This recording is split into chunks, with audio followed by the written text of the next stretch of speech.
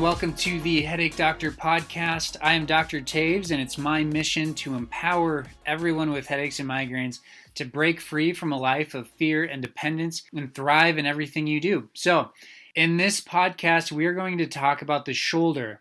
We're going to talk about the shoulder, how it functions, and what happens when it doesn't function well, and the implication to headaches and migraines. It's probably not hard for you listening to connect the shoulder to your headaches and migraines. I work with all types of headaches and migraines, and most of the patients I see will say that they have some sort of tension or pain that stems from their shoulder. Maybe they'll say that the shoulder is affecting the neck, or that their shoulder is directly causing this headache, so it'll shoot pain into their head. And then almost everyone will enjoy a shoulder massage, and there's tension in your shoulders, and everyone's got stress, and their shoulders are hiked up to their ears. So those are things we're going to talk about today. We're going to talk about why it happens, what to do about it, kind of the function, and like I said, biomechanics behind the shoulder and how it works. And then just remember, as a physical therapist, I focus on movement. So we want to find movement problems and restore movement problems, and then especially as it relates or connects to headaches and migraines.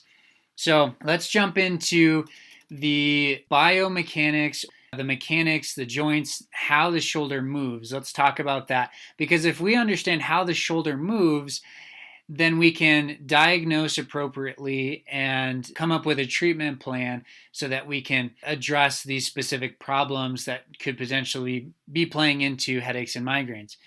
All right, so the shoulder is made up of 4 different joints. You might think that there's just the one main joint that's kind of this ball and socket joint, the obvious one, the humerus, and it rests in this sort of it's shaped almost like if you think of a golf ball sitting on a tee, think of that as your shoulder joint. So it's a very shallow joint, but it has a lot of mobility. So your arm bone, the humerus, sitting in that sort of cup of what's actually the shoulder blade, the scapula, is where it's resting. And there's a lot of mobility there. So you should be able to reach up overhead and put away dishes in the top cabinet. And then you should be able to reach behind your back when you're driving in the car to make sure your kids aren't getting out of line, or grab something in the back seat. And then a lot of what we do is reaching forward. So your shoulder joint has a ton of mobility, and a lot of that comes from this, what we call the glenohumeral joint. But in addition to that joint, we have the clavicle, which has these 2 connections. One of them's on the sternum, and then one of them's actually on the scapula itself. So that's the AC and the SC joint. So the acromioclavicular joint and the sternoclavicular joint. So just think of your collarbone and where it connects to your shoulder, and then where it connects to your sternum. So you can kind of feel those joints, that there's just a thin layer of skin tissue over them, and they're really easy to do what we call palpate. Basically, you just feel those joints. Sometimes those joints will be stiff. They won't be as mobile as I would like them to be, and so I'll do a little work there. But overall, those joints are typically not the main problem. And then the 4th joint in the shoulder, and this is kind of a lesser known joint, is actually the scapula resting on the rib cage. And this is an important one to understand because it's kind of a free-floating joint. And so the scapula resting on the rib cage is held together by these surrounding muscles that all need to coordinate, one, for stability. So when you do a push-up, or when you're putting weight through your arm and your shoulder needs to be stable, all of those muscles need to coordinate. But also with reaching up overhead or doing these daily arm movements, all of those muscles are coordinating to allow the shoulder blade to kind of rotate, reach forward, protract, retract, all these different movements, elevate and depress as well. So those are the 4 joints in the shoulder. The first joint that's most commonly blamed for shoulder problems, if you've ever heard of impingement, or if you think of the rotator cuff, anyone who has shoulder pain, what's initially thought of is that glenohumeral joint, so the arm bone sitting in the socket, and then this rotator cuff, which is basically just 4 different muscle groups that have tendons that wrap around the head of the arm bone and hold it in place. So the glenohumeral joint is typically what is blamed for a lot of shoulder problems. And there are a lot of problems that happen here. There's pain that can occur in that glenohumeral joint. But when you reach up overhead, the important thing to understand, which does play into headaches and migraines, so we're not getting too far off topic, but when you reach up overhead, when you flex the shoulder, when you reach up out to the side, that's called abduction. Those movements, what's happening is the arm bone. Now, I don't want to get on into the weeds of biomechanics, but basically, if you think of the golf ball resting on the golf tee, it rotates, so that the arm bone is rotating within that socket. But the one thing that needs to happen is it actually needs to kind of glide downward so that it continues to rotate up. Now, if it doesn't glide downward, again, using golf ball in the tee, it'll basically just roll off the tee. And so that's what keeps the golf ball on the tee, is that sort of downward glide as it rotates up. So you have this equal glide with rotation. Now that happens in our arm bone, and usually problems occur when that glide, that downward glide, is not happening. And so there's really just this upward rotation. And so what happens if you, again, using the analogy of the golf ball wants to roll off the tee. Now, since your arm just can't, glide off of the scapula, what happens is you get what's called impingement. So you'll hit this point about halfway reaching up where your shoulder doesn't feel comfortable. You might feel a pinch and you might get pain. So what's happening there is that's the point where your arm bone is not getting that gliding component, and then that results in pain because it's not functioning the way it should. When that happens, the body has a way of compensating. So oftentimes that can be an issue, and the body can just deal with it by changing its movement pattern. So again, this change in movement pattern happens in the neck, it happens in the upper back, it happens in the shoulders. And specifically in the shoulders, it can start with this, we'll call impingement, or this glenohumeral joint, the golf ball in the tee joint, not down gliding. And so when it doesn't down glide, basically the scapula acting on the rib cage will want to rotate upward. That's normal. When you reach up overhead, the scapula rotates upward. And a compensation pattern that we oftentimes see with this problem is that the levator scapula is a muscle that originates on the upper part of the scapula and inserts into the neck. Its only job is to elevate the shoulder blade. I shouldn't say its only job, but in this conversation, its job is to elevate the shoulder blade. Now, that muscle will kick in and it'll elevate the shoulder blade so that when you reach up, you can get the full range of motion that you would expect. So again, it's a compensation pattern.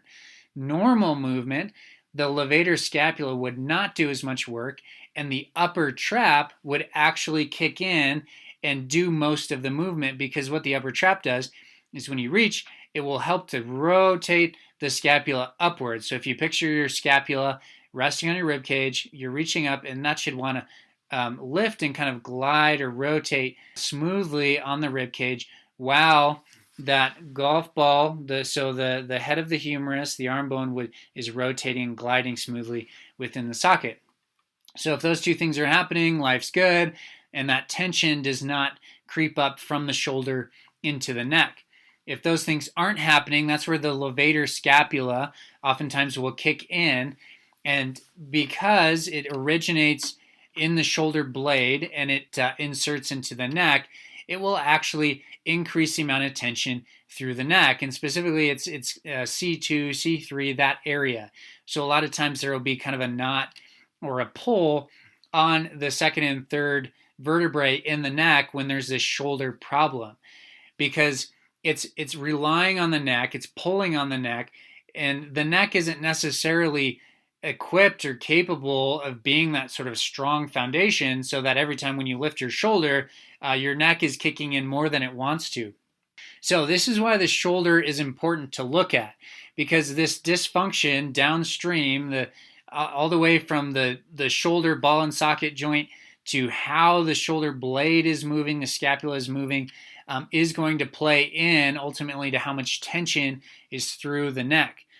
Now, that levator scapula, that's an important muscle to understand not only its function, but its location, and then how, if it has a trigger point, which I've talked about this before, but basically trigger points are these fibers within a muscle. And I think of them as they typically occur in smaller muscles because these smaller muscles, like the levator scapula, are doing too much work. And they get fatigued, and these fibers, a kind of a protective response for these fibers is just to kind of ball up. And they say, hey, I'm done. I'm just going to rest in this sort of contracted position. And what that does is it restricts blood flow to that specific portion of the muscle. And it also, think of it as like artificially weakening the muscle. Because if you have 100 muscle fibers that are all contracting and relaxing, and then you have a trigger point in 20 of those, then 80 of them are doing the work of what should be 100. So the muscle feels weaker as well, and which again kind of perpetuates or throws you into this cycle of the shoulder's dysfunctional, you have a trigger point, only 80 of those fibers are having to do 100% of the work, and so there's tension that's traveling up through the shoulder and into the neck. Now, the scenario where this is playing into headaches and migraines, there's a few things that could be happening. One, this levator scapula is irritated, and there's that trigger point that's actually what we call an active trigger point, where it's sending pain into the head. Now, I've seen this, and it's fairly common, where I'll push on a trigger point in the shoulder and it will send pain into the head. Sometimes it's behind the ear. Sometimes it can actually wrap up and around like a normal headache or a one-sided, maybe even a migraine might feel like. And so that specific muscle in the shoulder can refer pain into the head. The other scenario is that it's just pulling, kind of tethered on the neck. And like I said, the neck isn't equipped or stable enough to counteract that load. And so it'll pull on these joints and it'll irritate the joints. It'll irritate the tissues in the upper part of the neck. And your body kind of has to compensate or respond to that. And so the neck itself can get irritated, and that tension can cause that C2-3 segment to send pain into the head. Now, C2-3, what we know about C2-3, when I say that, I'm talking about the second and third bone in the upper part of the neck. So from top down, it goes 1, 2, 3, and onward. So there are sensory fibers, not just in C1 and C2, but all the way down to C3, that those sensory fibers can then send a pain signal and get confused by the brain as coming from the head or the face. So the referral pattern from anywhere from, we'll call it C0, or basically the back of the head, to C3 is fair game to present as a headache or a migraine. And so this interaction between the shoulder and the neck is important to understand. Not only the trigger point in the levator scapula, but what it does to the neck itself. All right, so we have the levator scapula and how that's impacted by improper shoulder function. A couple other things to consider when it comes to the shoulder. There's something called rib 2-3 syndrome.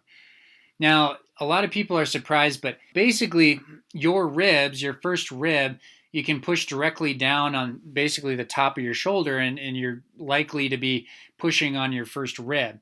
And so when people have this sort of stressed out shoulders to the ears posture throughout the day, or that levator scapula is hiking their shoulders up, it likely is also incorporating what are called the scalenes. The scalenes are little muscles that run, there's 3 of them, and they run on the side of your neck and insert into the ribs. So those ribs are going to be, oftentimes I'll find that they're elevated. So when you take a deep breath in and out, your ribs should elevate and depress. And when there's tension and your shoulders are hiked up to your ears, sometimes they'll just be elevated and they won't depress at all. And so there's that resting sort of tension, and that's playing into what the ribs are feeling. So the first rib can be a problem, and we'll want to see that elevate and depress nicely. But then the second and third rib, so if you think of just the upper part of your back before it turns into your neck, on the inside of your shoulder blade, there is typically a trigger point that's developed around that area and a sensitivity. Now that second and third rib, that's right where they are. And oftentimes those ribs can be irritated because of this sort of shoulder dysfunction over time. This is There's a couple reasons for that. One of the primary reasons is there's a smaller muscle, again, smaller muscles develop trigger points, that is called your serratus posterior superior. No quiz, you don't need to memorize that, but basically it's a little tiny muscle, and if you reach your arm forward and put a little bit of pressure just on the inside of your shoulder blade, the top part of your shoulder blade, you'll likely find a sore, sensitive trigger point there, and that's that little tiny muscle that's supposed to be helping with this upward rotation of the shoulder blade that is not happy. And again, all these muscles kind of play into the ribs, and so if there's tension that's developed, the ribs might not be as happy. So that rib 2-3 syndrome presents as pain in like the inside portion of the shoulder blade, and that pain can actually refer down to the shoulder and kind of into the neck. Another thing to consider with the shoulder is the upper trap. So oftentimes the upper trap is blamed. Upper trap is a very popular muscle. People know what the upper trap is. They'll refer to it as my upper trap has tension and pain in it. Now that's not it's not totally false to say that the upper trap is involved somehow, and I do oftentimes find trigger points that develop in the upper trap, but usually the upper trap is focused on so much that the levator scapula, which is right underneath it, is overlooked, but I do find much more success with the levator scapula. The other thing to consider, and this is more a result of shoulder dysfunction and not necessarily a direct tie to headaches and migraines, but a lot of my patients will have another trigger point, a really sensitive muscle that's, think of like the lower right quadrant of your scapula on your back, so closer to your shoulder. There's a muscle called the infraspinatus, and this infraspinatus muscle is basically just constantly trying to pull your shoulder back so that your shoulder is in a more neutral position. Everything we do during the day, just about everything, is in this forward position. So we're reaching forward, we're leaning forward, our head is forward. The infraspinatus is one of those muscles trying to pull our shoulders back. We tend to use it more than we should, and so that's another muscle that's not happy. So go ahead and put a little bit of pressure there. If you need to Google it, Google infraspinatus, find out where it is. Maybe Google infraspinatus trigger point, and you'll see a little picture that'll show you where to push, and that will likely be sensitive as well. With these trigger points, I want you to just put about 15 seconds of pressure in each of them and try to calm them down and see how that helps. As far as if you're listening to this and you're like, man, I have a lot of shoulder pain, and when I reach, I do kind of get that impingement, it's time for you to go actually get that taken care of. So if your shoulder is in better shape, then likely your neck is going to be better for it. And so the shoulder is definitely something that needs to be treated. Now, when I see patients in the clinic, I do start with the neck. The neck is kind of the low-hanging fruit. Let's start there. It should reduce or resolve a lot of your symptoms. But after that, I do look at the jaw, I look at the upper back, and then the shoulder is an important one. So I do work on the shoulder with most of my patients, as it's something that is going to potentially lead to a setback. So if I don't address the shoulder, a patient might feel better, and then it comes right back because of this shoulder problem that then is increasing tension through the neck. Or the shoulder might be more directly related to headaches and migraines. So the point of this podcast is, one, I want you guys to understand how the shoulder is involved. I want you to know that stress through your shoulders is not always to be blamed on the upper trap. And so there's nuances of movement that are affecting that levator scapula muscle. I want you to also try to push on these spots at home, the levator scapula, that serratus posterior superior on the inside portion of the scapula, and then the infraspinatus. So those three muscles I want you to push on and see how they feel. If they are sensitive, just keep that direct pressure for about 15 seconds. And then understanding how the mechanics of the shoulder play into the neck, and especially that referral pattern of potentially being more of a direct source of your headaches or migraines. And it does need to be considered. So there's nuances of headaches and migraines and complications of getting into the nitty-gritty when I'm working with patients that is important. And oftentimes, if you've worked with a provider and they've kind of hit a roadblock, it's because the migraines are not straightforward, headaches are not straightforward, and treating them can be complicated. And that's because understanding the big picture and being able to go down these rabbit holes is something that not every provider may be able to do. And so not discrediting other providers, but more encouraging you as the patient to continue to pursue an answer. One of the great resources we have available to you is booking a free discovery visit. You can book a free virtual discovery visit because I know a lot of people are not in Colorado. And we can chat about your specific situation. If you're virtual, if you're not able to come inside the clinic, then we can do a virtual evaluation where I evaluate you. I look at how your neck moves, how your shoulders move. I make some recommendations on a home program. And then the other thing we do is I create a plan of care. So I talk about what I would do if you were here in the clinic. And then you can search for a provider that might be able to help you in your area. And then, of course, let me know if you find someone, because I get people from all over the country asking if there's a provider near them that can do this. And so I'm always looking for good physical therapists, or really any type of provider out there that can do this stuff. So again, this is the Headache Doctor podcast.